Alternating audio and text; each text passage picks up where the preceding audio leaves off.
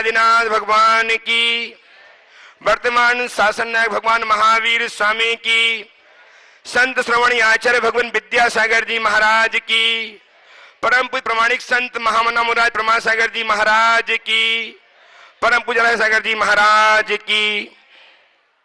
समो शरण एवं गुण स्थान का अद्भुत आयतन, परम पूज्य गुरुदेव की परिकल्पना गुणायतन। गुणायतन के परिसर में साक्षात विराजमान सभी सुसाव को एवं पारस चैनल एवं प्रमाणिक ऐप के माध्यम से अपनी शंकाओं के समाधान प्राप्त कर रहे सभी सुधी श्रोताओं, सम्यक दर्शकों, आज मैं पुनः आप सबको आचार्य भगवान विद्यासागर जी महाराज के परम प्रभावक शिष्य महामना मुनिराज प्रमासागर जी के श्री चरणों में से संबद्ध करना चाह रहा हूं। मैं गुरुदेव के श्री चरणों से आप सबको जोड़ूं, उसके पूर्व मैं बताना चाहता हूं कि जगत वंदनीय चरण गुणायतन प्रणेता के रूप में जाने जाते ही हैं। भावना प्रवर्तक, संकट समाधान प्रवर्तक एवं संप्रदायिक समय के रूप में विश्वविख्यात हैं। इनके शिक्षा में आकर के हम अपनी शंकाओं के समाधान प्राप्त करके अपने जीवन को नई दिशा, नई राह दे पाते हैं। ऐसे शिक्षण हमारे जीवन के कल्याण के लिए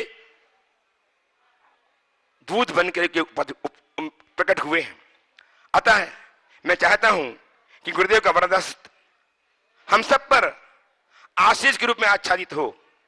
इसलिए मेरे साथ उच्चारें, नमोस्तु महर्षि, नमोस्तु महर्षि, नमोस्तु महर्षि।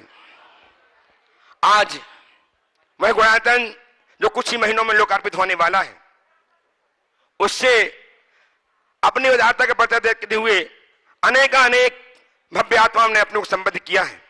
मैं उनके नाम उच्चार रहा हूं, आप तालियां बजाकर उनका अभिनंदन करें। निर्माण निधि के रूप में शांतिनाथ श्रीगुणा सभा गवे नवली हल बेलगाम, श्रीमती रेखा धर्मपत्नी स्वर्गीय राजेश जन कटनी, श्री कमल कुमार जी, मंजू देवी, सुमंगल सुप्रिया जैन गुवाहाटी, नेहा नंद कुमार गोसावी औरंगाबाद, श्री राजन मीना गोधा, श्री अभिषेक जैन, नैन्सी जैन दिल्ली। इन्होंने अपने आप को गुणायतन से निर्माण निधि के रूप में जोड़ करके अपने जीवन को धन्य किया। आपकी तालियां इनके सम्मान में लगातार बजती रहे। बहुत बहुत साधुवाद। निर्माण मित्र के रूप में जिन्होंने आपको संबद्ध किया है, कुमारी नम्रता सुधीर कात्राले, शोभाकांक्षी संगीता सुधीर कात्राले, सिद्धार्थ सुधीर कात्राले, सिरगुप्पी कर्नाटक से। वे आए, गुरुदेव की चरणों की अभिवंदना करें, आशीर्वाद प्राप्त करें।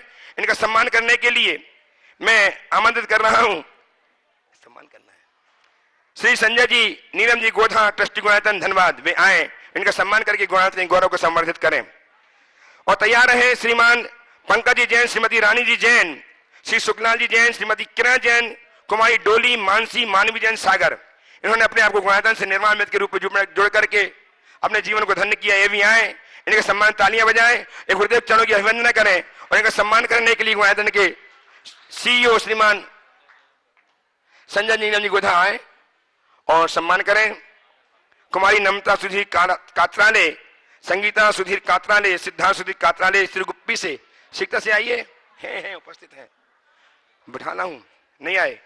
श्री पंकज जी जैन, श्रीमती रानी जैन, सुखलाल जी जैन, किरण जी जैन, कुमारी डोली, मानसी, मानवी जैन। आइए, आप आइए, वहीं से नमस्ते कीजिए। आपका सम्मान करेंगे श्रीमान संजय जी गोधा, नीलम जी गोधा धन्यवाद, और श्रीमान सुभाष जी सीईओ गुणायतन। ये सम्मान करके गुणायतन गौरव को संवर्धित करेंगे। आपकी तालियां निरंतर बजती रहनी चाहिए। निर्माण साथी के रूप में ऑनलाइन जिन्होंने अपने आप को जोड़ा है, श्रीमती मुन्नी जैन, धर्मपत्नी विनोद कुमार जैन, अतुल जी जैन, अमित जैन शामली से। बहुत बहुत साधुवाद। आपकी तालियां उन तक पहुंचे। और सूत्रधार के रूप में डॉक्टर मृदुल टीकम चंद बजात्या इंदौर, अपने परिवार के साथ आ जाएं, गुरुदेव के चरणों की अभिवंदना करें, आशीर्वाद प्राप्त करें। और इनका सम्मान करने के लिए आइए श्रीमान मृदुल जी, डॉक्टर मृदुल जी टीकमचंद जी जैन बजात्या, शीघ्र से आइए परिवार के साथ, जो सूत्रधार के रूप में संबद्ध हुए हैं गुणायतन से। इनका सम्मान करने के लिए नरेश जी, रेखा जी सेठी, कोलकाता गुणायतन ट्रस्टी आए और सम्मान करके गुणायतन के गौरव को महिमा मंडित करें। नरेश जी, रेखा जी सेठी, कोलकाता, शीघ्र से आते जाइए, समय में बचाना है। बहुत सारे आज प्रतिभागी हैं। और कालिदास जी छावड़ा जी अगन ट्रस्टी गुणायतन तैयार रहेंगे। श्रीमान दयाचंद जी जैन सागर ट्रस्टी गुणायतन तैयार रहेंगे। सम्मान करने के मंच में आ जाएं, आपको सम्मान करना है। श्रीमान डॉक्टर मृदुल टीकमचंद जी बजात्या इंदौर, डॉक्टर मृदुल टीकमचंद बजात्या नहीं है, आइए। सम्मान करने के लिए पहुंचे नरेश जी शेठी, नरेश रेखा जी शेठी कोलकाता गुणायतन ट्रस्टी, और कालिदास जी छावड़ा जियागंज ट्रस्टी गुणायतन। आइए, आपकी तालियां शांत करो, मेरी तालियां लगातार बजती रहनी चाहिए। ये अवसर ऐसे हैं जबकि हम तालियां बजा करके अपने जीवन की पुण्य के संवर्धित करने में सफल हो सकते हैं। लगातार तालियां बजाते रहें। डॉक्टर, और आज गुणायतन से शुद्धर के रूप में श्रीमान ताराचंद जी जैन, श्रीमती कंचन कुमारी जैन, श्री सुनील जी, श्रीमती किरण जी जैन गाजियाबाद, इन्होंने अपने आप को संबोधित किया है। इनका सम्मान करने के लिए श्रीमान दयाचंद जी जैन सागर ट्रस्टी गुणायतन, और जेके जैन साहब संरक्षक गुणायतन नोएडा। आइए, दयाचंद जी एवं जेके जैन साहब सीता से, ताराचंद जी जैन, श्रीमती कंचन कुमारी जैन, सुनील जी, श्रीमती किरण जी गाजियाबाद से इनका सम्मान करने के लिए आप अपने स्थान में पहुंचे। तालियां आपकी लगातार बजते रहे। ताराचंद जी से निवेदन परिवार के साथ पहुंचे और सम्मान करें श्रीमान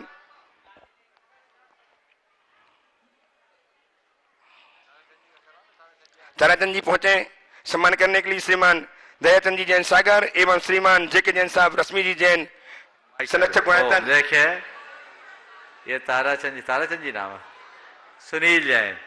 कल इन्होंने अपने रुकावट की बात की थी, आज अपने मनोबल पे इन्होंने पूरी पैदल यात्रा कर ली और संपन्न करके आ गए। एक बार जोरदार तालियां इनके लिए बजा दीजिए, बहुत सुंदर।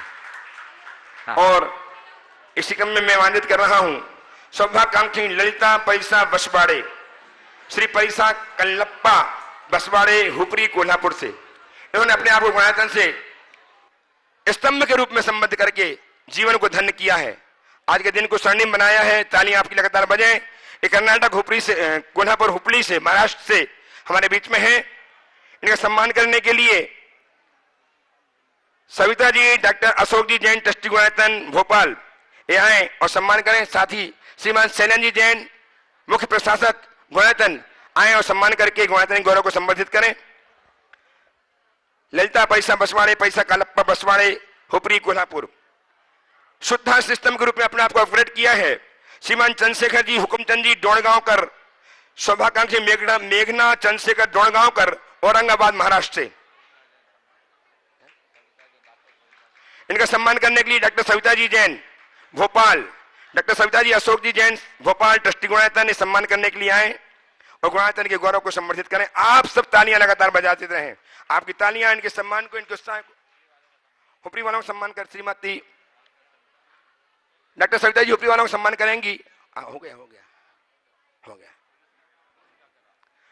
चंद्रशेखर जी हुकुमचंद जी डोणगांवकर, आइए चंद्रशेखर जी हुकुमचंद जी डोणगांवकर जाइए, सम्मान करेंगे। डॉक्टर सविता जी एवं प्रदीप जी नाहर, उनके भाई छत्तीसगढ़ भिलाई से, और कमल जी पाटोदी साड़म जाएं, सम्मान करें। आपकी तालियां लगातार बजती रहें। हो गया। और एक सूचना मैं आपको दूं, ऐसी सूचना जो आपके हर्ष को द्विगुणित करेगी, आपकी उत्सुकता को बढ़ाएगी। 19 दिसंबर दिन रविवार परम पूज्य गुरुदेव के संयोगकरण पिच्छिका परिवर्तन का दिवस है। इसी मंच में 19 तारीख दिन रविवार को गुरुदेव की पिच्छिका परिवर्तन का समारोह आयोजित है। आप अपनी टिकटें बना लें शीघ्रता से और उपस्थित होकर के गुरुदेव की चरणों की अभिवंदना करके जीवन को धन्य करें। कार्यक्रम देखने और 18 तारीख को गुणायतन का अधिवेशन है। सारे ट्रस्टी जितने भी सारे सदस्य सबको हम आमंत्रित करते हुए हर्षित हो रहे हैं कि 18 तारीख को गुणायतन के अधिवेशन में आपकी उपस्थिति प्रार्थनीय है। 19 तारीख को गुणायतन में गुरुदेव के पिच्छिका परिवर्तन समारोह में आप सम्मिलित होकर के जीवन को धन्य करें। मैं आज बहुत सारे प्रश्न है इसलिए ऑनलाइन प्रश्न एक भी नहीं लूंगा, तो सीधे आपको बुला रहा हूं। रति गोधा, छोटी सी बच्ची जो पुत्री है संजय जी पूनम जी गोधा, ट्रस्टी गुणायतन, धन्यवाद। वे आए और अपने प्रश्न को प्रस्तुत करके समाधान प्राप्त करें। और हमारे बीच में आज सुश्री पलक एवं निश्चल जैन काछी पिपरिया सागर से, जो ब्रह्मचारी रूपेश भैया जी के अनुजा हैं, वे तैयार रहेंगे अपने प्रश्न के लिए। रति गोधा अपनी मम्मी के साथ, पूनम जी के साथ और पापा संजय जी के साथ चष्टि गुणायतन प्रश्न प्रस्तुत कर रहे हैं। पलक निश्चल तैयार रहे। नमोस्तु महाराज जी। महाराज जी, जब हम खेलते हैं तो बहुत मन लगता है, जब हम पढ़ते हैं तो हमारा मन नहीं लगता। महाराज जी, हम ऐसा क्या करें जिससे हमारा पढ़ने में मन लगे? नमोस्तु महाराज जी। बहुत सुंदर, बहुत सुंदर। इस बच्ची ने अपने अंदर का सवाल किया। खेलने में मन लगता है, पढ़ने में मन नहीं लगता। ऐसा क्या करें कि खेलने की तरह पढ़ने में भी मन लगे? बहुत सरल उपाय बताऊं। पढ़ाई को भी खेल समझ लो और खेल खेल में पढ़ना शुरू कर दो, मन लगे। महाराज जी, क्या बोला? पढ़ाई को भी खेल समझो। खेल कोई क्यों खेलता है? खेल कोई क्यों खेलता है? तो खेल इसलिए खेलते हैं कि खेल खेलने से हम शारीरिक रूप से फिजिकली फिट रहेंगे। तो पढ़ाई हम इसलिए पढ़ते हैं कि पढ़ाई हम अच्छे से करेंगे तो हम अपना जीवन अच्छा बना पाएंगे, मेंटली फिट रहेंगे। तो हम अपने आप को फिट रखने के लिए ही पढ़ाई करते हैं, समझ गए? तो जितना खेलना जरूरी है उतना पढ़ना भी जरूरी है। तो खेल की तरह पढ़ाई को भी अपने लिए इम्पोर्टेंट समझने लगोगे तो उसमें भी मन लगेगा। खेलने के समय खेलना है और पढ़ने के समय पढ़ना है। चलो। सुश्री पलक एवं निश्चल जैन काछी पिपरिया सागर से ब्रह्मचारी रूपेश जी की अनुजा, और तैयार हैं श्रीमती रुचि जैन दिल्ली से। रुचि जैन दिल्ली। नमोस्तु महाराज जी। नमोस्तु महाराज जी। मेरी पूरे परिवार से नमोस्तु नमोस्तु नमोस्तु। प्रतिभा स्थली की सारी दीदीजियों की तरफ से बारंबार नमोस्तु नमोस्तु नमोस्तु। मैं आपकी कृपा से पहली बार शिखर जी आकर पैदल वंदना की। हम ऐसा क्या करें कि जीवन के अंतिम श्वासों तक प्रतिवर्ष पैदल वंदना कर सकें? अभी हम लोग 3 वंदना करेंगे। बहुत सुंदर। जैसे आज वंदना की वैसे ही हर समझ लो, हर साल आते रहे तो वंदना होते रहेगी। बहुत अच्छा आशीर्वाद। चलो। नमोस्तु महाराज जी। रुचि जी उपस्थित हो। श्रीमती रुचि जैन दिल्ली से उपस्थित हो। तैयार हैं डॉक्टर जेके जैन, रश्मि जी जैन, संरक्षक गुणायतन, जो प्रतिमा एवं मंडल पुण्याजक थे ही, प्रतिमा पुण्याजक भी हैं, नोएडा उत्तर प्रदेश से उपस्थित हो सीखता के साथ। तैयार हैं श्रीमती गुणमाला जी, रमेश जी काला, हैदराबाद।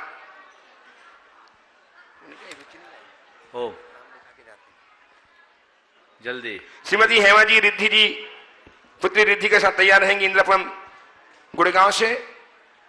हेमा जी पुत्री रिद्धि के साथ इंद्रपुरम गुड़गांव से तैयार रहें।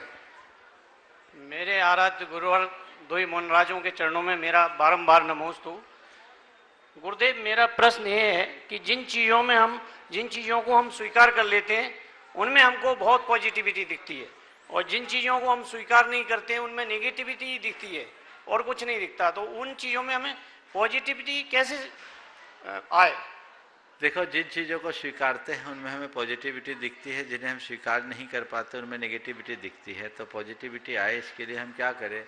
तो जिन चीज़ों को हम स्वीकार नहीं करते उन्हें स्वीकार करना शुरू कर दे तो अपने आप पॉजिटिविटी बन जाएगी। बस एक ही मार्ग है, स्वीकृति। स्वीकार भाव में सहजता है और वही हमारे जीवन को आगे बढ़ाए। नमोस्तु जी। आइए श्रीमती हेमा जी पुत्री रिद्धि के साथ। हैदराबाद। हाँ, हैदराबाद से उपस्थित हो श्रीमती गुणमाला जी, रमेश जी काला, हैदराबाद। गुरुदेव के चरणों में त्रिबार नमोस्तु नमोस्तु नमोस्तु। गुरुदेव, 2 दिन पहले के प्रवचन में आपने कहा था कि सहो स्वीकार करो।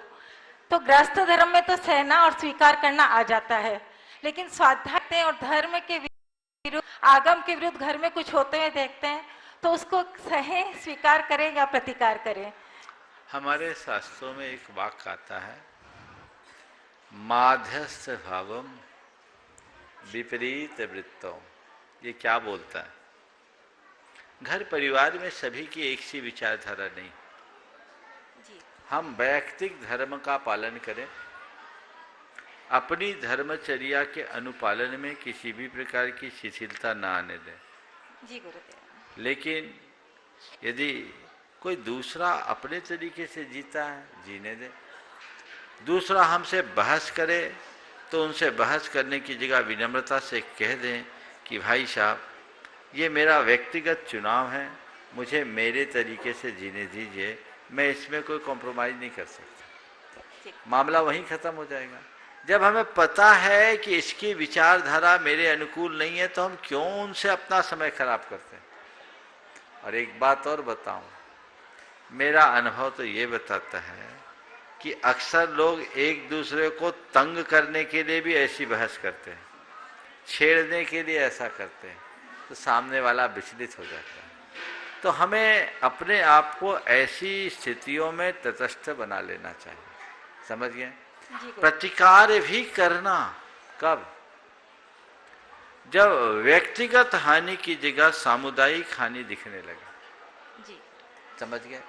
व्यक्तिगत दुख को सहा जा सकता है, पर व्यष्टिगत यानी सामूहिक अगर कोई बात आए तो उसका प्रतिवाद भी करना पड़ता है। रामचंद्र जी ने अपने जीवन में व्यक्तिगत दुखों को सहा, लेकिन सीता हरण ने उन्हें विचलित किया, क्योंकि वो एक सीता तक सीमित बात नहीं थी। सवाल केवल एक सीता का होता तो हो सकता है उनका रुख कुछ और भी हो सकता था, लेकिन अनेक सीताओं का सवाल था। राम को सबक सिखाना जरूरी था। पर मुझे लगता है कि घर परिवार में ऐसी स्थितियां यदा कदा ही आती हैं। नहीं आती ऐसा तो मैं नहीं कहता, क्योंकि महाभारत तो पारिवारिक संघर्ष है। वो द्वापर युग में हुआ, 18 दिन चला, आज घर घर में होता है, न जाने कितने दिनों से चल रहा है। लेकिन फिर भी आज महाभारत तो है, पर रक्तपात वाला नहीं है। ये भी एक विशेषता है, ये कलयुग का वरदान मानूंगा। महाभारत चलता है पर बिना रक्तपात के। तो उसमें हमें देखना है कि परिस्थितियां कैसी है और इसके निवारण का रास्ता क्या है। यदि वैसी दृष्टि रखते हुए हम कोई काम करते हैं तो निश्चित उसके सुपरिणाम आए। जी गुरुदेव, नमोस्तु नमोस्तु। उपस्थित हो श्रीमती हेमा जी बिटिया रिद्धि के साथ इंदिरापुरम गुड़गांव से, और तैयार रहे इंजीनियर अंशुल जी, अपर्णा जी जैन सागर से, सुपुत्र उदयचंद जी शास्त्री सागर। नमोस्तु महाराज श्री। महाराज श्री, मेरा प्रश्न ये है कि जैसे मैं देखती हूँ आजकल मतलब बहुत से लोग ऐसे होते हैं कि वो या तो अपने आप को अपने से ज्यादा मतलब आंक लेते हैं या नहीं तो अपने से कम समझते हैं। तो हम ऐसा क्या करें कि हम अपने सही पोटेंशियल को पहचान पाए और जो हम जिस स्थिति में है उसका बेस्ट वर्जन बनाने के लिए क्या करें? नमोस्तु महाराज। बहुत अच्छा सवाल। अपने आप को अपने से अधिक आंकना और अपने आप को कमतर महसूस करना दोनों बहुत बड़ी दुर्बलता है, और ये दोनों नहीं होना चाहिए। अपना सही मूल्यांकन हम कैसे करें और अपने जीवन में अच्छे से अच्छा कैसे कर सके, ये आपका सवाल है। देखिए, जीवन के सही मूल्यांकन के लिए व्यक्ति को दो स्थितियां सामने रखनी चाहिए। एक उसे जो हमसे ऊपर है और एक उसे जो हमसे नीचे है। ऊपर वाले को देखें तो हमें हमारी कमी का एहसास होगा, और नीचे वाले को देखेंगे तो हमें हमारी योग्यता का आभास होगा। मनुष्य को अपनी योग्यता की पहचान भी होनी चाहिए, पर योग्यता का मान नहीं होना चाहिए। नीचे देखोगे तुम्हें अपनी योग्यता का एहसास होगा, और ऊपर देखोगे तो तुम्हें कमियों का आभास होगा। दोनों तरफ दृष्टि रखो। अपनी योग्यता का एहसास भी करो और कमियों का आभास भी करो। योग्यता का एहसास करके उसे निखारो और कमियों का आभास करके उसे सुधारो। अपना सर्वश्रेष्ठ देने में सक्षम हो जाओ। नमोस्तु महाराज श्री। ओम। हाँ, बोलिए। उपस्थित हो नमोस्तु महाराज जी। महाराज जी, प्रेम क्या है? इसके प्रकार भी होते हैं क्या? जैसे माता पिता, बच्चे, पति, दोस्त आदि से हम करते हैं। और क्या हम किसी से प्रेम और नफरत एक साथ कर सकते हैं? तथा प्रेम का दूसरा रूप त्याग भी है क्या? देखिए, बहुत ही अच्छा सवाल है। और अगर आपके सवाल के साथ मैं न्याय करूं तो बाकी सब लोग आपको कोसने लगेंगे, क्योंकि पूरा समय आपके साथ चला जाए। कभी प्रवचन में विस्तार से मैं कहूंगा, लेकिन कुछ उत्तर न देना भी ठीक नहीं लगेगा। मैं बहुत संक्षेप में बताता हूं। प्रेम क्या है? प्रेम एक भावनात्मक लगाव है, और ये कई रूपों में प्रकट होता है। ये शरीर के स्तर पर भी होता है, मन के स्तर पर भी होता है, और आत्मा के स्तर पर भी होता है। शरीर के स्तर पर जब हमारा किसी के प्रति भावनात्मक लगाव उत्पन्न होता है तो वासना की ओर मुड़ जाता है। मन की तरफ, मन के स्तर पर जब हमारा किसी के प्रति लगाव जुड़ता है तो उसके प्रति वह मैत्री, स्नेह के स्तर पर आ जाता है। लेकिन जब आत्मिक स्तर पर किसी से लगाव होता है तो वह श्रद्धा, भक्ति, पूजा और समर्पण का रूप धारण कर लेता है। तो सच्चा प्रेम आत्मिक स्तर का प्रेम है। आज शरीर के स्तर का प्रेम तो हर किसी के अंदर होता है। ये समय के अनुरूप बनता है और बदलता है। आज जितने ये प्रेम करने वाले हैं ना, हाँ, आप लोग क्या बोलते हैं उसको? हाँ हाँ, लव, लवर। हम बोलते हैं लवर, लवरा। ये जितने हैं ना, उनकी कहानी कुछ ऐसी ही है। कुछ समय का वो आकर्षण होता है, बाद में छूट जाता है।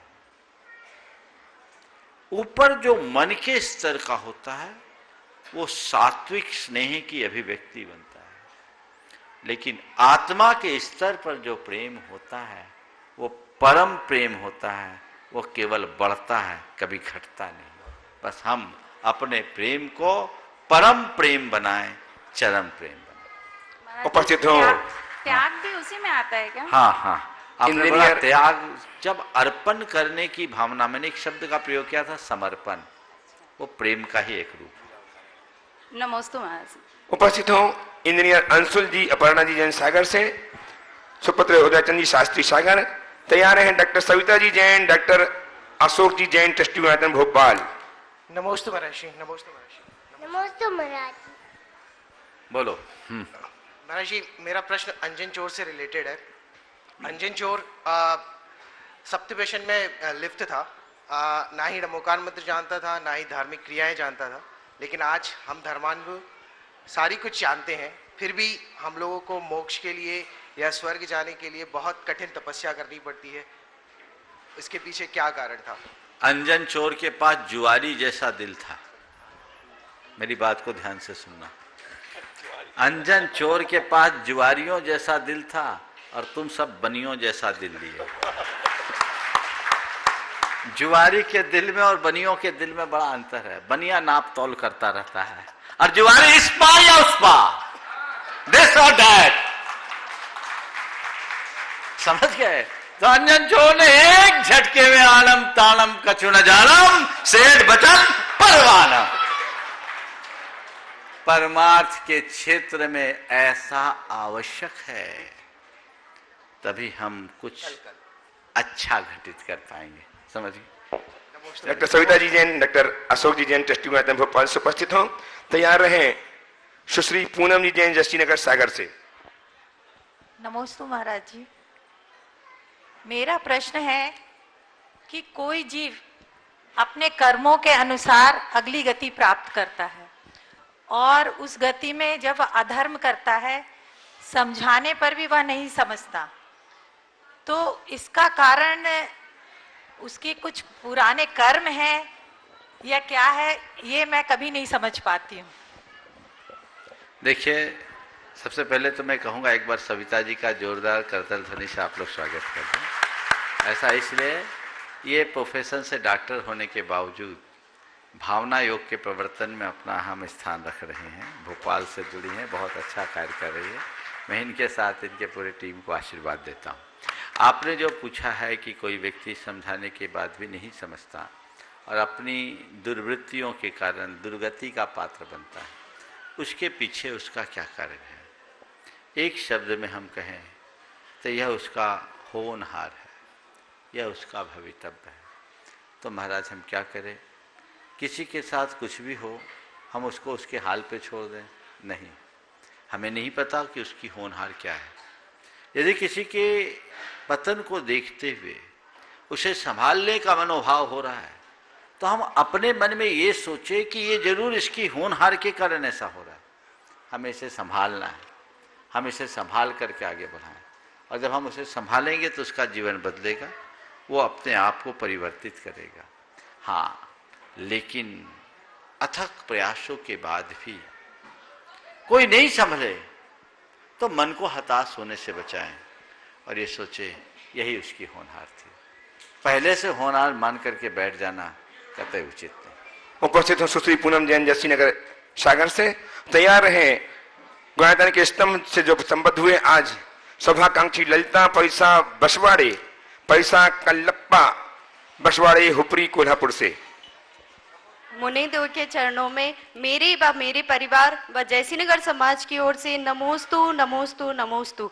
हे गुरुदेव, मेरी जिज्ञासा है, जैसे कोई बच्चा मंद बुद्धि और शरीर से भी विकलांग हो, जो बोल चल नहीं पाता हो, उसके लिए हम परिवार वाले ऐसा क्या पुरुषार्थ करें कि वो धर्म से जुड़ जाए व सम्यक दर्शन को प्राप्त करके आत्म कल्याण करे। ये मेरा भाई ही है और मैं उसके लिए आपका आशीर्वाद चाहती हूँ। नमोस्तु नमोस्तु नमोस्तु। देखिए, सबसे पहले तो मैं आपके भाई के प्रति आशीर्वाद और अपनी शुभाशंसाएं रखता हूँ कि उसकी स्थिति स्थिर हो। घर में कोई भी व्यक्ति, कोई भी सदस्य अगर किसी प्रकार से डिसेबल है, चाहे बुद्धि की दृष्टि से या शरीर के, तो सबसे पहले घर में उसके अनुकूल वातावरण बनना चाहिए। प्रायः मैं देखता हूँ कि लोग उसे दया का पात्र की तरह देखते हैं। ये उचित नहीं। ये बेचारा ऐसा है, ये बेचारा ऐसा है, इससे उसके मन को बहुत आघात पहुँचता है। कर्म का उदय है, तन से दुर्बल है, मन से दुर्बल ना हो। तो हमें उसके लिए सकारात्मक वातावरण बनाना चाहिए। घर में उसके अनुकूल वातावरण निर्मित करने का प्रयत्न करना चाहिए। किसी के सामने उसके बारे में कभी भी कोई बात आए भी तो उसकी अच्छाई का प्रयोग करना चाहिए, कमजोरियों का नहीं। फिर उसकी अच्छाइयों को धीरे धीरे उभार कर उसे उत्साहित करना चाहिए। कोई अगर मंदबुद्धि है, मेरे संपर्क में एक सज्जन है, उसका एक बेटा मंदबुद्धि है और मंदबुद्धि होने के साथ साथ दंड भी है, लेकिन क्या ढंग से उसने पालन किया। एक तो वहाँ मंदबुद्धि स्कूल के लिए उन्होंने काफ़ी अपने तरफ से डोनेशन देना शुरू किया, खुद स्कूल में लेकर के जाना, पहुँचाना, उसके साथ ऐसा व्यवहार किया कि वो बच्चा कितना भी उद्दंड हो उसकी शक्ल देख ले तो शांत, प्यार से, कोई मारपीट से नहीं, प्यार से, और उसे सुधारा।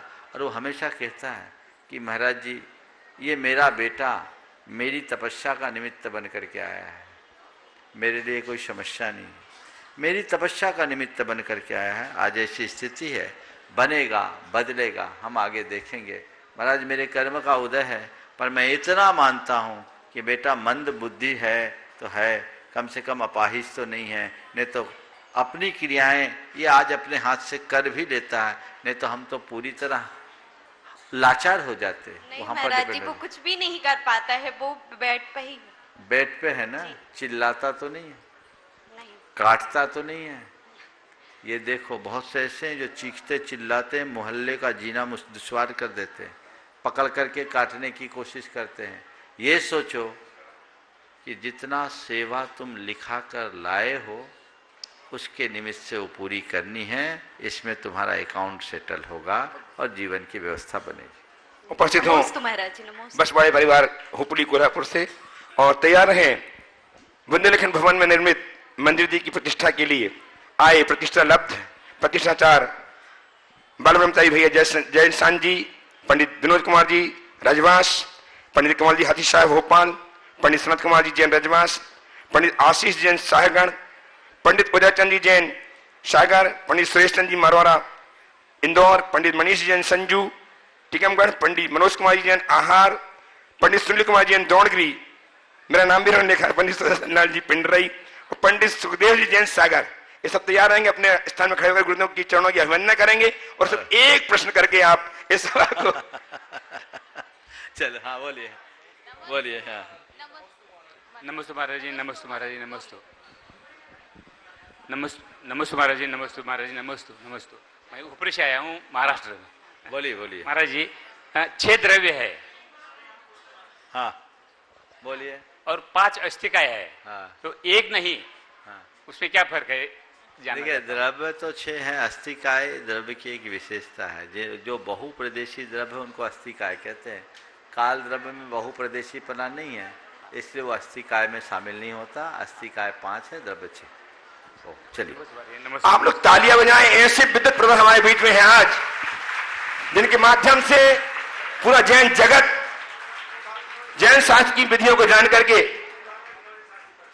दिगंबर जैन शास्त्री परिषद, अखिल भारतीय भारतवर्ष दिगंबर जैन शास्त्री परिषद के विद्वान एक मंच में आज गुरुदेव चरणों की अभिवंदना करते हुए अपने प्रश्न प्रस्तुत करके समाधान प्राप्त करेंगे और आपके लिए प्रश्न ये समाधान लेकर के आपके लिए उपयोगी बनेंगे। पूज्य श्री को अखिल भारतवासी तैयार हैं श्रीमती चंद्रकला जी के पुत्र वधु नीरज नीलियांशा जी, पाटनी ट्रस्टी गुणायतन रांची तैयार रहेंगे, मंच के पास आ जाए। अखिल भारतवासी दिगंबर जैन शास्त्री परिषद की पूरी कार्यकारिणी, अधिकारी, पदाधिकारी एवं सदस्यों की ओर से सादर नमोस्तु नमोस्तु नमोस्तु। दो मुराद चरणों में निवेदन यह है, वर्तमान में इलेक्ट्रॉनिक मीडिया के माध्यम से, ई लाइब्रेरी के माध्यम से साहित्य का सृजन होने लगा है। हमारे मूल आर्ष ग्रंथों का प्रकाशन लगभग रुक गया है। ऐसी स्थिति में अगर कदाचित किसी प्रकार का कोई युद्ध होता है या इलेक्ट्रॉनिक मीडिया फेल होता है, तो पूर्व काल में तो शास्त्रों की होली जलाई गई थी, आज वर्तमान में हमारे इन आर्ष ग्रंथों का क्या हरस्य होगा, इनका संरक्षण कैसे होगा और हमारी आगम परंपरा कैसे स्थिर होगी, कृपया निदान करने की कोशिश करें। देखिए, हमारे शास्त्रों के लेखन की जो प्रणाली है वो समय काल के अनुरूप बदलती रही। प्राचीन काल में ताल पत्रों में ग्रंथों का लेखन किया जाता था, फिर कुछ ग्रंथ ताम्र पत्रों में भी अंकित हुए, बाद में कागज पे भी पांडुलिपियां बनाई गई, फिर समय बदला, हस्तलिखित की जगह छापा के रूप में ग्रंथ आए। वो पुस्तकाकार नहीं होता, जिसे जिल्दबंद नहीं किया जाता था और खोल करके हम लोग पढ़ते थे, विनय बहुमान उसमें अच्छा पड़ता था। फिर एक समय आया कि अब हमने उसे पुस्तकाकार देना शुरू किया। अब समय में बदलाव आया है, तब वो डिजिटल फॉर्म में आने लगे। मेरी राय में ये स्वीकार किया जाना चाहिए, इसका निषेध करना उचित नहीं है। ये समय की परिणति है और इससे हमारा कम्युनिकेशन और तेज होगा। हम एकदम परंपरावादी न बने, लेकिन इसमें कुछ सावधानियां। आप अपने गैजेट में कोई भी शास्त्र रखे, डिजिटल फॉर्म में रखे, तो उसे गजेट की भांति न रखें, जिनवानी की भांति रखें। उसका उतना विनय रखें, उतना बहुमान रखें, क्योंकि आप जिन गैजेट्स में सारे पुस्तकों को, डिजिटल ग्रंथों को डिजिटल फॉर्म में रखते हैं, उसका आप कहाँ कहाँ किस किस रूप में उपयोग करते हैं आप सबको पता है। इसलिए सबको 2 गैजेट रखना चाहिए। ऐसे 2 तो रखते ही हो, एक कम्युनिकेशन के लिए, लोगों से बात करने के लिए, और दूसरा भगवान से बात करने के लिए। आप कीजिए, वो आपकी डिजिटल जिनवानी है। एक्सेप्टेबल है। अब रहा सवाल, इस डिजिटल फॉर्म में कितने दिनों तक सेफ रहेगी? टेक्नोलॉजी के आविष्कारक ये तो बताते कि अजर अमर है, पर मैं टेक्नोलॉजी पर बहुत लंबे समय तक भरोसा नहीं कर सकता। तो इसके साथ साथ हमें समानांतर रूप से अपने ग्रंथों को यावत चंद्र दिवाकरों संरक्षित करने का उपक्रम करना चाहिए, और उसका श्रेष्ठतम उपक्रम है हम अपने मूल ग्रंथों को ताम्र पत्रों में टंकित करा के रखा है। हमारे धर्म के जितने भी प्रमुख क्षेत्र हैं, स्थान हैं, वहाँ एक श्रुत मंदिर होना चाहिए जहाँ हमारे मूल ग्रंथों को, बात की नहीं, अब तो लोग प्रवचनों की किताबों को भी छापने लगे, ऐसा ये उचित नहीं है। हमारे जो मूल आचार्य प्रणीत ग्रंथ है उनको ताम्र पत्रों में अंकित कराएं, उसे संरक्षित करें, तो ये हमारी इस निधि को, जो हमारी संस्कृति की विभूति है, दीर्घ काल तक संरक्षित कर सकेंगे। ये प्रयास सब जगह होना चाहिए। गुणायतन की परियोजना में ये काम है, और है नहीं, चालू भी हो गया, उनका टंकन चालू हो गया। उसके लिए इस तरीके से मूल ग्रंथों को रखा जाएगा। मैं सभी क्षेत्रों के लोगों से कहता हूँ कि हम जैसे भगवान की प्रतिष्ठा मंदिरों में करते हैं, जिनवानी की भी प्रतिष्ठा करें। यद्यपि शास्त्र की पृथक रूप से पूजन की परंपरा नहीं है, इसलिए मैं उस परंपरा का प्रोत्साहन बिल्कुल नहीं करना चाहूँगा, पर शास्त्र को संरक्षित करना हमारी जवाबदारी है, इसलिए उसमें कोई कोताही नहीं चाहूँगा।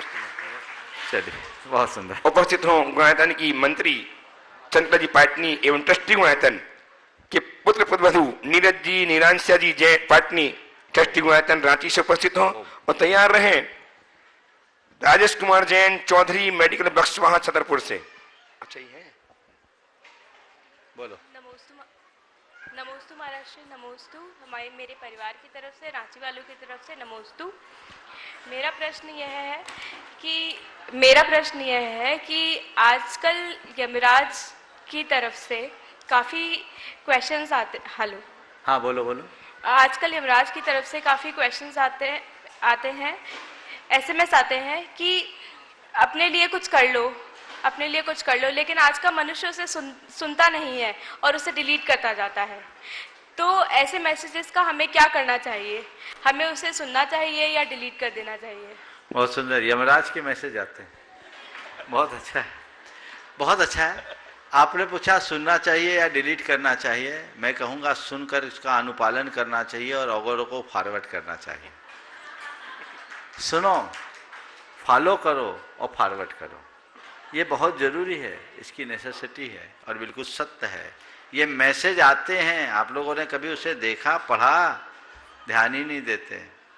मैसेज है, बालों का पकना एक मैसेज है, आँखों से दृष्टि कम होना मैसेज है, दांतों का गिर जाना मैसेज है, बाईपास कराने की नौबत आ जाना मैसेज है, चेहरे में झुर्रियाँ पड़ जाना मैसेज है, कमर का झुक जाना मैसेज है, किसी बीमारी का जकड़ लेना मैसेज है। इतने सारे मैसेज है, कितने मैसेज चाहिए? मैसेज ही मैसेज है, बशर्ते आप उसे पढ़े, समझे, स्वीकारे। तो इन सारे मैसेजेस को न केवल पढ़िए अपितु पढ़ करके अपनाइए। और ध्यान रखना, दुनिया के मैसेज को इग्नोर करोगे चलेगा, पर काल के मैसेज को इग्नोर करने पर कुछ नहीं चलेगा, क्योंकि काल बलि के आगे किसी का नहीं चलता। बड़े बड़े बाहुबली भी हार जाते हैं, इसलिए इसके लिए हमें तैयार रहना ही चाहिए। उपस्थित हो राजेश जी जैन चौधरी, मेडिकल बख्श वहां छतरपुर। तैयार हैं गुणायतन के शिरोमणि संरक्षक श्रीमान पीयूष जी, प्रत्यूष जी, प्रियांश जी जैन कन्नौज से। शीघ्र से जाए मंच के निकट। नमोस्तु और तैयार रहेंगी सीएस नमोस्तु अंकिता जी जैन नागपुर से। नमोस्तु महाराज जी। इस संसार में सबसे बढ़िया दवा मुस्कुराहट है और वो भी निःशुल्क है। तो महाराज जी ऐसा क्या मतलब, महाराज जी उस दवा से हम अपना और दूसरों का दुख दर्द कैसे दूर करें? बिल्कुल सही कहा आपने, सबसे अच्छी दवा मुस्कुराहट है। और वो निःशुल्क है। अब इस दवा का उपयोग हम कैसे करें? पहले हमें समझ तो आ जाए कि दवा है और दवा है, उसका एहसास किसको, उसकी समझ किसको होगी? जो ये माले कि हम बीमार हैं। तो अपनी बीमारी को जानो, फिर उसकी दवा पहचानो। हर व्यक्ति के जीवन में जो दुख है वो बीमारी है और उसकी दवा है वो मुस्कुराहट है, बस। तो जब भी दुख आए मुस्कुरा दो, सारा दुख दूर हो जाएगा, यही दवा है। तो बीमारी को पहचानोगे तब दवा तक पहुंचोगे।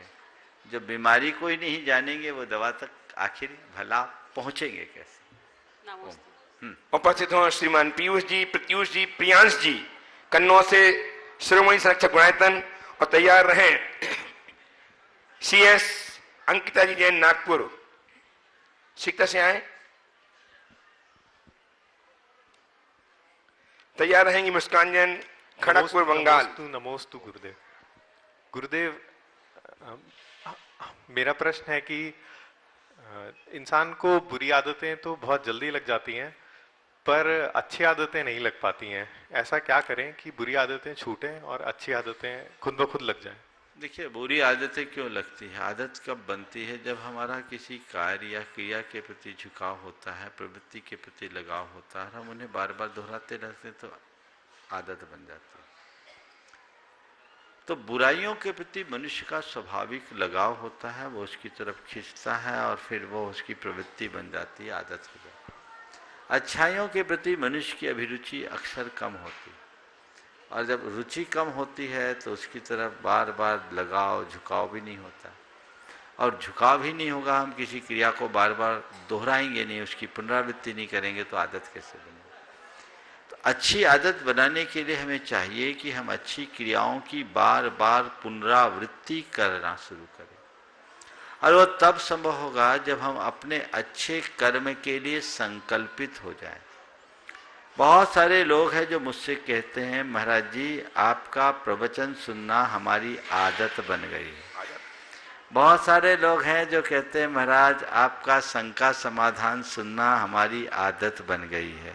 इस सभा में भी होंगे लोग जिनकी आदत बन गई, जो आदतन तालियां नहीं चाहता है। मैं देखना चाहता हूं कितने लोग हैं जो एक कहते हैं कि शंका समाधान या प्रवचन मेरी आदत है। देखिए, सब अच्छे से हाथ उठा लो, अच्छे से देखो तो दिखाओ, दिख जाए अच्छे, उठा के रखो, पारस चैनल में दिखना चाहिए। जिनवानी में उठाए रखो, अभी उठाए रखो, ये बहुत अच्छा। इधर भी देख लो भैया, पंडित जी लोगों के प्रति भी देख लो, पूरा कवर कर लो। विद्वज्जनों को देखो, विद्वज्जनों को हाथ उठा के रखिए आप लोग। तो ये एक क्या है, ये आदत है। ये आदत बनी कैसे? हाथ उठा के रखिए आप लोग। हाँ, ये भी थोड़ी देर में आदत बन जाएगी। देखिए, एक आदत आप लोगों की और है, बताऊं? एक ने ताली बजाई तो सब ताली बजा देते हैं, ये भी आदत है ना? तो ये क्या है? आदत कब बनी? आदत बनती है हमारी अभिरुचि से। जिसके प्रति हमारी रुचि होती है हम उसे दोहराते जाते हैं, और दोहराते रहने के कारण फिर बार बार करते रहो तो आदत बन जाती है। ऐसा कहा जाता है, कोई काम 21 दिन तक लगातार कर लो तो आदत बन जाती है। तो आप चाहते हो अच्छी आदत करना है तो 21 दिन तक रोज करो, अपने आप आदत हो जाएगी। फिर नहीं करोगे तो उसको किए बिना मन नहीं होगा, इसलिए निरंतर करने का भाव रखना चाहिए। उपस्थित हो अंकिता जी जैन CS नागपुर, तैयार रहेंगे प्रमोद जी सुधा जी काला। प्रमोद जी सुधा जी का तैयार। बोलो। ओ, जब तक दूसरे को बोला। प्रमोद जी सुधा जी कहाँ उपस्थित हो? आ रहे। तैयार रहे मुस्कान जी खड़गपुर बंगाल, पश्चिम बंगाल। मुस्कान जी खड़गपुर पश्चिम बंगाल से उपस्थित हो। अगला बोलो। आ रहे सब आ रहे, दूर है, आते जाएं। अगला वैद्य जब तक मंच पे जो अंकित कुमार जैन बड़ा गांव धसान। वैद्य अंकित कुमार जैन बड़ा गांव धसान है, आ रहे हैं। एक आध मंच पे उनको बुला लो जब तक समय पूरा हो जाए। चलो, एक सूचना जब तक दे दूं मैं। उपस्थित हो ब्रह्मचारी बेन बीनता जी तहसीलदार देवरी मध्य प्रदेश से। सागर देवरी, बीनता जी जैन तहसीलदार देवरी। नमोस्तु महाराज जी, नमोस्तु महाराज जी, नमोस्तु महाराज। महाराज जी के चरणों में त्रय बार नमोस्तु कर। महाराज जी भव्य और अभव्य जीव क्या होते हैं? क्या भव्य वो अभव्य जीव मोक्ष नहीं जा सकते कभी?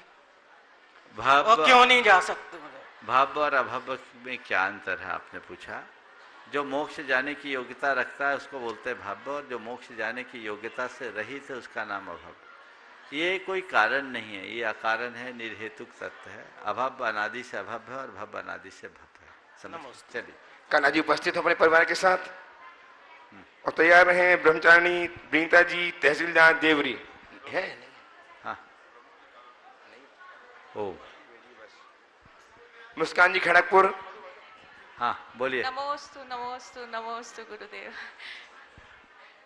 धर्म की बात के बारे में बहुत कुछ बात करना तो नहीं आता, बट एक क्वेश्चन हमेशा रहता है कि जैसे हम महाराज श्री बॉडी का पैरामीटर जो होता है, बीमारियों का पैरामीटर हम चेक कर लेते हैं कि कितनी बीमारी कहाँ है, ठीक भी कर लेते हैं, लेकिन धर्म का पैरामीटर कैसे चेक करें कि हम सब बिल्कुल धर्म का पैरामीटर क्या है और हम कैसे जाने, उसे कैसे चेक करें? गुणायतन उसी के लिए बनाया जा रहा है। यहाँ आएंगे तो आपको वही पैरामीटर है, गुणस्थान वही पैरामीटर है जो हमें बताएगा हम कहाँ हैं, हमें कहाँ होना चाहिए। जी नमस्ते। हाँ बोलिए बोलिए। क्या करें? जल्दी नाम बोलो अपना। बोलिए काला जी, अपना नाम बोलिए, सीख तक कीजिए। काला जी का हो गया। अपना नाम बोलिए। विनीता जी। नाम बोलिए। बोलो बोलो। नमस्ते महाराज जी, नमस्ते। विनीता जी तो आ नहीं पाई चुनाव की व्यस्तता के कारण। अच्छा। उनकी तरफ से प्रश्न पूछ रहे हैं कि महाराज जी प्राय हमने देखा है शंका समाधान में कि जब कोई आपसे प्रश्न पूछता है तो आप समाधान के पहले उससे उसी प्रश्न को दोहराते हैं, ऐसा क्यों महाराज जी? ये भी कोई प्रश्न है? सुनो सुनो सुनो, उत्तर दे देता हूँ उसका। रहस्य खोल दूं? इसका रहस्य खोल दूं? जी महाराज जी। देखो कभी कभी ऐसा होता है, आप लोग क्रिकेट खेलते देखे ना जी, तो क्रिकेट खेलते हैं तो कभी कभी क्या होता है, बॉलर बॉल फेंकता है उससे पहले बल्लेबाज अपना बल्ला घुमा देता है जी जी, और उसको सीमा से बाहर निकाल देता है जी। ये तो कभी कभी होता है। लेकिन कभी कभी जब बॉलर को, बल्लेबाज को गेंद को समझने में चूक होती है तो धीरे से गेंद को फील्ड करता है। जी मेरा समझ गए ना, हल्का सा। तो हमें भी कभी कभी क्या होता है, ज्यादातर गेंदें तो सीधे बाहर जाती है लेकिन कुछ कुछ गेंदों को समझने में जब मुझे थोड़ा सा टाइम लगता है तो मैं उतना टाइम ले लेता हूँ दोहरा करके। ये रहस्य।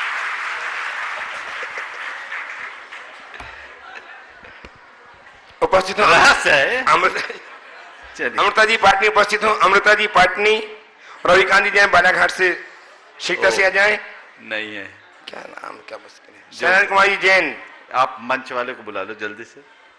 आशीष आ जाओ। आशीष जी, डॉक्टर आशीष जी उपस्थित हो और पंडित प्रवर सुखदेव जी तैयार रहे। आ जाओ जल्दी आ जाओ। इनको बुला सही। अच्छा हाँ, टाइम आई नहीं कोई, जल्दी आओ।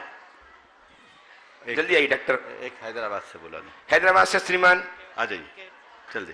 ये महिलाएं आई हैं। हाँ, हैदराबाद से शाहरुख खान विराजमान है, एक प्रश्न के लिए उपस्थित हो सारी बहनाएं। जल्दी आ जाओ। सीधे जी डॉक्टर साहब। हाँ बोलिए। पूज्य श्री नमोस्तु। पूज्य श्री द्वादशांग जिनवाणी का आज जो रूप है लिखित रूप में, तो क्या जो सच्चे शास्त्र हैं जो लिखे जाते हैं वही सच्चे शास्त्र कहलाते हैं? सच्चे शास्त्र का सही स्वरूप क्या है, इस पे थोड़ा प्रकाश डालने की कृपा करें। सच्चे शास्त्र का ये अर्थ नहीं जो लिखे जाए या प्रकाशित हो। सच्चे शास्त्र का मतलब केवल इतना है जो वीतराग भगवान के वाणी के अनुरूप हो, उनके आदर्शों के अनुरूप हो, वो सच्चा शास्त्र। ठीक है। हैदराबाद से इतनी सारी श्राविकाएं आज गुरुदेव के चरणों उपस्थित हैं, एक प्रश्न के लिए ठीक था कीजिए। मैं बोलो। क्या है कि पर्याय जो होती हैं 3 प्रकार की होती हैं, चल, अचल और चलाचल। तो इसमें क्या है महाराज जी कि चल अचल पर्याय होती है तो उसको तो ठीक है, पर जो चल नहीं महाराज जी का हो गया। चलाचल जो है उसका क्या हाल है? तो उसमें चलाचल जो होती है ना, वो कैसी होती है? देखिए, हमारे आत्मा के प्रदेशों के संदर्भ में कुछ चल प्रदेश है, कुछ अचल प्रदेश है, कुछ चलाचल है। इसको हम बोलचाल की भाषा में बोले, जो अपने में पक्का हो अचल, जो कच्चा हो चल, और जो ढुलमुल हो चला चल। बहुत बढ़िया। चलिए हैदराबाद से बहुत सारी शिष्यकाएं आज गुरुदेव के चरणों की वंदना करने के लिए उपस्थित है। एक प्रश्न करेंगे। हैदराबाद एक साथ सब खड़े हो जाएं, सब खड़े हो जाएं, एक प्रश्न कीजिए। इतने में एक नहीं दो देना पड़ेगा। चलो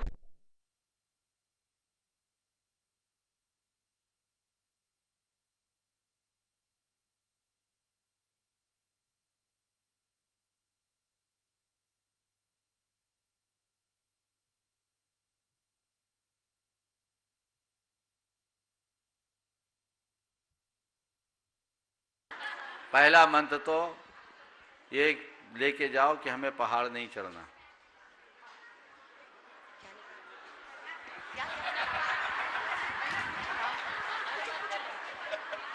सुनो, घबराओ नहीं। ये मंत्र है, हमें पहाड़ नहीं चढ़ना, केवल एक कदम चढ़ना। अच्छा, बजाओ। जय जय गुरुदेव। पहाड़ नहीं चढ़ना, एक कदम चढ़ना, बस एक एक कदम चढ़ते जाना, पहाड़ पूरा चढ़ जाओगे। अच्छी बात है जी। नमस्ते महाराज। दूसरी बात, जब चढ़ोगे तो एक संकल्प लेकर के चढ़ना, जब तक टॉप पर नहीं पहुंचेंगे कहीं नहीं बैठेंगे। अपनी चाल में चलना, सबके लिए बता रहा हूं। थक जाओ, लाठी के सहारे खड़े होकर अपनी सांस को थमा लेना, और ऊपर पहुंचने के पहले कहीं नहीं बैठेंगे, और ओम ह्रीम नमः की मानसिक जाप करते रहना। कैसे वंदना होगी पता ही नहीं लगेगा। नमस्ते महाराज जी, नमस्ते महाराज जी, नमस्ते। जय जय गुरुदेव, जयकारा गुरुदेव का। हाँ जल्दी चलिए। नमस्ते महाराज। कहाँ से? नाम बोलो, नाम बोलो। मुस्कान जी। अच्छा, मुस्कान खड़क। महाराज जी, मेरी ये शंका है कि आजकल आचार्य श्री के संग जो रहते हैं, गुरुवर जी और महाराज जी के संग जो रहते हैं, और भैया जी लोग भी रहते हैं, ब्रह्मचारी जी, उन लोगों को अब मतलब कह रहे हैं कि मतलब परिग्रह है कि ये कह के आचार्य को, महाराज जी को संकल्प किया जाता है, मतलब उन्हें कहा जाता है कि परिग्रह धारण करें, इनके साथ इतने लोग चल रहे हैं, तो ये एक तरीके का परिग्रह हो गया। तो इसको कैसे मैं मिटाऊं? मेरे कानों में बहुत बार आया है, और मैं काफी बड़े लोग होते हैं तो मैं आंसर्स नहीं दे पाती हूँ, तो मैं उनको कैसे समझाऊं जो उनको बोलो कि विष्णु भद्रबाहु महाराज के संग में 12,000 मुनि थे, तो सबसे परिग्रही वो हो गया, वो श्रुत केवली थे। 12,000 का संघ था, 24,000 का था, 12,000 का तो दक्षिण भारत गया था। अब बोलो उनको, ऐसे अकल से पैदल लोगों की बातों में मत आया। नमस्ते महाराज। क्या बोलूं? जिन्हें कुछ ही नहीं आता, जिन्हें जिनवानी नहीं पढ़ा, जिन्हें शास्त्री नहीं जाना, उनमें अपना दिमाग खपाने से कोई मतलब नहीं। इन सबको बुद्धि का अजीर्ण हो गया। आचार्य को संघ का नायक कहा गया है। संघ का नायक कब होगा? जब संघ होगा तब ना। तो ये तो है, खुद आचार्य कुंद एक विशाल संघ के नायक थे। तो ये चीजें हैं। ऐसा वे ही लोग बोलते हैं जिन्हें मुनि बनना नहीं है और मुनियों को मानना नहीं है। अगर उन्हें मुनि बनना होता और मुनियों की मान्यता होती तो ऐसे शब्द शायद कभी नहीं निकलते। चलिए पीछे वाले को। अरुण जी अंकुर कॉलोनी से अपने स्थान पे पहुंचे आप लोग। अरुण जी उपस्थित अंकुर कॉलोनी सागर से। अब बैठिए आप लोग अपने स्थान। जल्दी से कर देना। हाँ अरुण जी आ जाइए। रविकांत जी बालाघाट से शिक्षक के साथ आ जाए। नमस्ते। महेंद्र जैन टीकमगढ़ से भी उपस्थित हो। महेंद्र कुमार जैन टीकमगढ़ से शिक्षकता के साथ बोलिए। हाँ आप लोग बैठिए। नमस्ते महाराज। आप लोग बैठिए प्लीज। महाराज जी। हाँ बोलो, आप सवाल करो जब तक। आगे जाओ। बोलिए। महाराज जी मेरा निवेदन है कि मेरी उम्र 68 साल की हो गई है। क्षेत्र की सेवा के कारण मैं अपने बारे में कुछ नहीं सोच पा रहा हूँ, तो क्षेत्र की सेवा ही करता रहूं क्या इसकी क्षेत्र की सेवा छोड़ के अपना कोई उद्धार करने की सोचूं? देखो, क्षेत्र की सेवा भी आत्मा के उद्धार का निमित्त है। हमारे शास्त्रों में वर्णन आता है, धर्मायतनों की रक्षा और सेवा करने से देवायु और साता वेदनी का बंध होता है, वो सदगति का बंध। बस एक सुझाव है उन तमाम लोगों को आपके सवाल के माध्यम से जो किसी भी क्षेत्र के साथ जुड़े हैं, वे क्षेत्र को अपनी श्रद्धा का आयतन मानकर स्वीकारे सत्ता का अधिष्ठान नहीं। आज लड़ाइयां हो रही है लोगों की। ये निवेदन है, आप आ रहा हूँ बता, पूरी बात कर रहा हूँ। एक संदेश सबके बीच जाना चाहिए और क्षेत्र की सेवा को अपना अधिकार मानने की जगह अपनी पूजा मानना शुरू कर दीजिए। देखिए कितना आनंद आता है। संकल्प विकल्प से मुक्त होकर विशिष्ट आराधना पूर्वक जब आप ऐसा कर्म करेंगे, कोई भी ऐसा कर्म करेगा तो निश्चित रूप से वह अपने जीवन को उन्नति के शिखर तक पहुंचाने में समर्थ हो सकेगा। इस प्रकार आज के इस सत्र को आहार जी पधारे महाराज जी। हाँ बिल्कुल, आहार से तो हमारी शुरुआत हुई है ना। हाँ इसलिए तो निवेदन है कि बिल्कुल उसके बाद चलिए आज के इस सत्र को